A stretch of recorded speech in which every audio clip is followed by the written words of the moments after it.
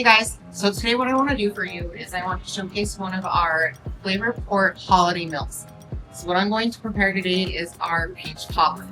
We're going to start by peeling peaches. What you're going to do is you're going to take your thumb about like that on your knife, and at the front we're going to go like that and just use your thumb and knife and go around, and that's going to take that top piece out. So our next step is we are going to put them in some boiling water. This isn't going to take very long, a minute at most.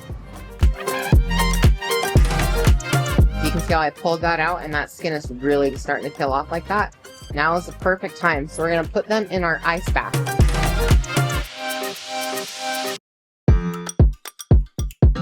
We've got our beautiful sliced peaches right here. So we're going to add some sugar to them. So while that's kind of sitting doing its thing, we're going to make our batter. Flour, got some more sugar, baking powder, cinnamon, salt. Mix our dry ingredients. We're gonna divide this equally between these two pans. So now we're gonna pour our batter over that. All right, you guys, now we're gonna stick these in the oven at 350 degrees for 20 minutes. Look at that deliciousness. 5 out of 5 stars.